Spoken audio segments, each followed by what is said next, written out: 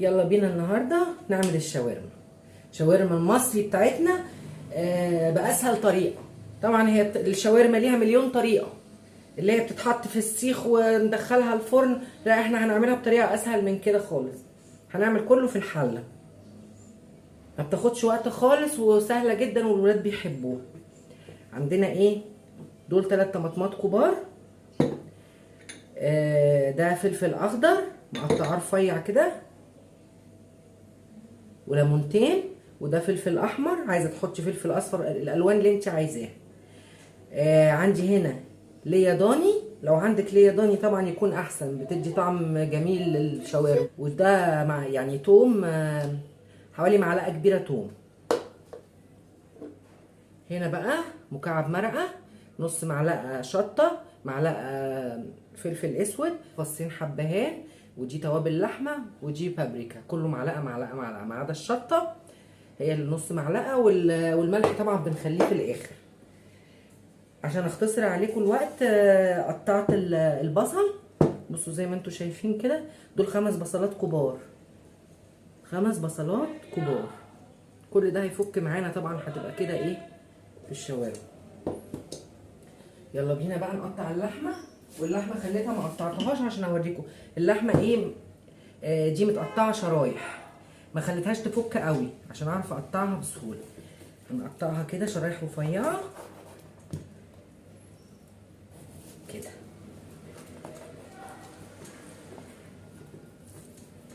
دول كذا شريحه فوق بعض، لسه مجمدين زي ما انتم شايفين كده، لسه مجمده. طبعا لما تسخن هتفك الشرايح، تبقى حتت طويله رفيعه كده.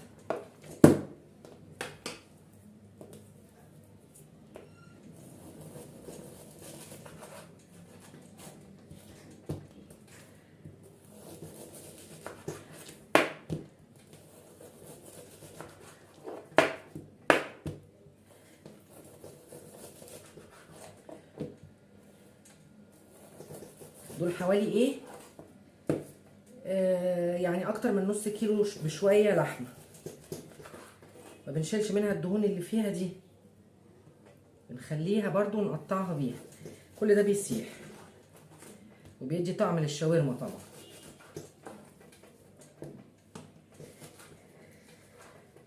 الشاورما كل ما كانت مجمده، اللحمه قصدي كل ما كانت مجمده شويه بيبقى تقطيعها اسهل. مش نطلعها مجمده خالص، يعني ايه، نطلعها تكون ابتدت تفك نروح مقطعينها عشان نعرف نطلعها رفيعه. تبقى كده. خلاص كده ايه، خلاص كده قطعنا اللحمه. نشوف بقى هنحط عليها ايه. هنحط اول حاجه الثوم وحته اللي هي الضاني، انا فرماها ومقطعاها كده صغير.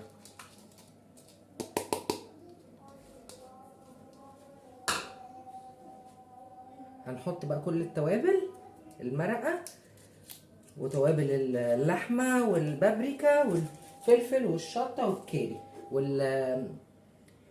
والحبهان، نحطهم كلهم. هنحط جزء من الفلفل وهنخلي جزء للاخر، جزء من الفلفل. ونحط برضو من الفلفل الاخضر، نحط حبه ونسيب حبه للاخر.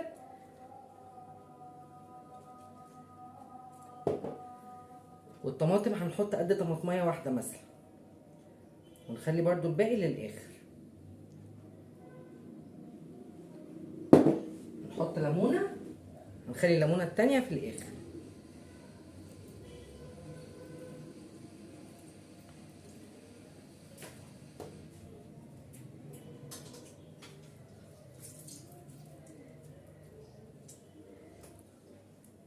هنحط خل. بصوا الخل نحط مثلا ايه 3 معالق كده كبار. دي واحده، دي 2، دي 3. وفي الاخر هنحط كمان معلقه برضه. نعمل ايه بقى،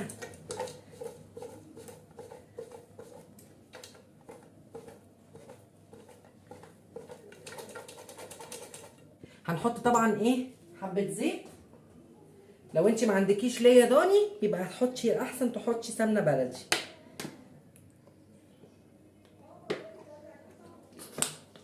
عايزه تحطي سمنه بلدي على زيت برضو ماشي، بس انا عشان حطيت ليا مش هحط سمنه وهحط حبه زيت. يلا بينا بقى نحطها على النار.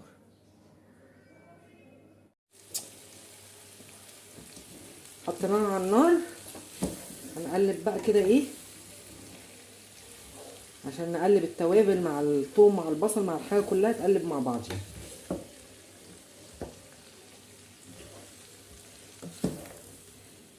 الكميه دي طبعا لما بتستوي بتقل النص تقريبا. البصل ده بيكش واللحمه بتكش.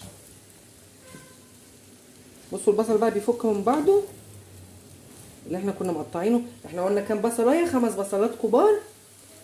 قسمنا كل بصلايه نصين وقطعناها كده ايه شرايح كده.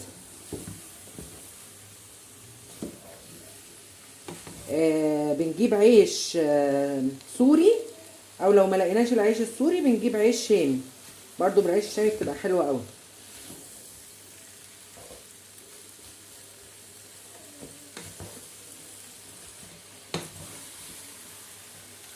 خلاص كده قلبنا كل حاجه مع بعضيها، ونغطي بقى عليها ونسيبها. هي بتنزل ميه، احنا مش بنزود لها ميه ولا حاجه، هي بتنزل ميتها وبتستوي فيها. بعد شويه لما تنشف ميتها لو لقينا اللحمه لسه ما استوتش كده بنزود لها حبه ميه صغيرين خالص قد فنجان مثلا، حبه بحبه لحد ما نلاقي اللحمه استوت خالص. بس هي عموما ايه التقطيعه الرفيعه دي حتى لو اللحمه جامده بتخليها تستوي بسرعه. في حاجه كمان نسينا نحطها، معلقه صغيره سكر.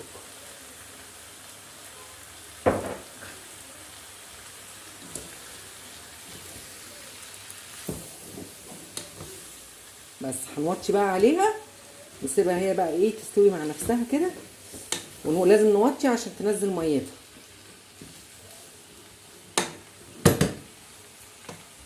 ولما تقرب تستوي بقى هرجع لكم. بصوا بقى نزلت ميه كتير ازاي اهي، ما حطيتلهاش ولا نقطه ميه لسه. الخضار والبصل واللحمه بينزلوا ميه، ما حطيتلهاش اي ميه.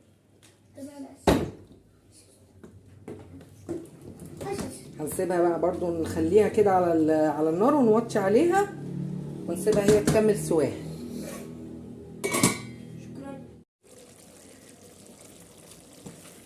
بصوا كده هي ايه طبعا لسه ما استوتش بس الميه بتاعتها قربت تنشف. عايزين نحط الملح عشان اللحمه تلحق تشرب من الملح. هحط 3 معالق مثلا. هنسيبها برضو نغطي عليها ونسيبها عشان احنا عايزين ايه الميه بتاعتها دي تنشف عشان ما تبوش العيش. خلاص كده الصوص بتاعها قرب ينشف. هننزل بقى بالخضار اللي احنا كنا سايبينه.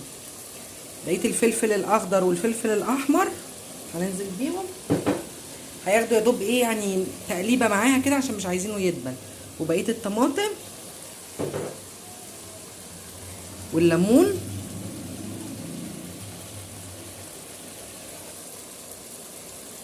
وبرده هنحط معلقه خل كمان. خلاص يا دوبك تقلبتين ونطفي عشان الطماطم ما تنزلش ميتها وتفضل كده بحالها هي والفلفل يفضل اخضر زي ما هو والاحمر يفضل احمر زي ما هو. تعالوا بقى نشوف هنعمل السندوتشات ازاي. بصوا العيش السوري اللي انا جبته هو شبه الجلاش قوي بس ايه يعني اتخن شويه. فتعالوا بقى نبتدي نعمل السندوتشات. انا عملت هنا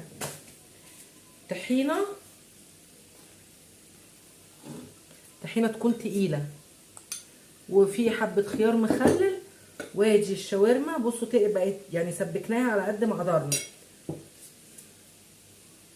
تعالوا نبتدي. اول حاجه بنحط ايه، نحط حبه طحينه صغيره كده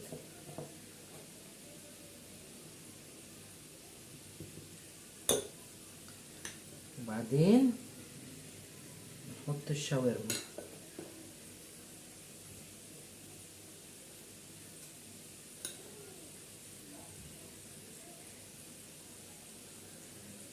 بعدين نحط حاجه بسيطه كده، خيار مخلل. هنقفل بقى ازاي؟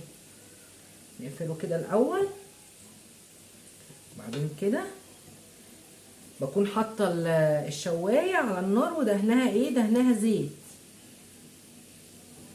عشان هنحمر السندوتشات كده على الوشين. يلا ناخد واحد كمان نكرر عشان تشوفوه. قلنا هنحط ايه الاول؟ هنحط حبه طحينه، طحينه تقيله عشان ما تقطعش العيش. حبه كده،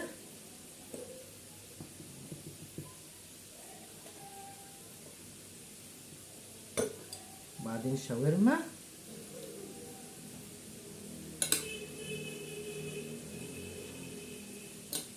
بصوا الخضار اللي حاطينه في الاخر لسه بحاله اهو، غير الخضار اللي حطيناه في الاول داب خالص، عشان كده بقول لكم لازم نخلي حبه في الاخر كده.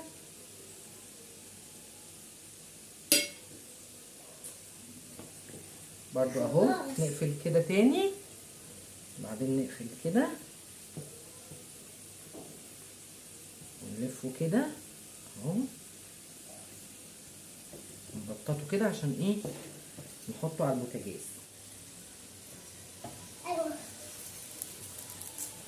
بصوا بقى شويته، بصوا خد اللون ده اهي. بعد ما شويناها وحمرت جنبها بطاطس، هقطعها كده واوريكم بقى السندوتش من جوه.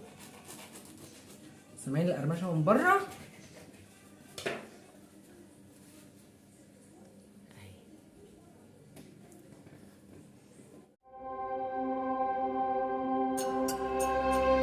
ما تنسوش لو عجبكم الفيديو تعملوا لايك، ما تنسوش لو عجبكم الفيديو تعملوا لايك، ما تنسوش لو عجبكم الفيديو تعملوا لايك.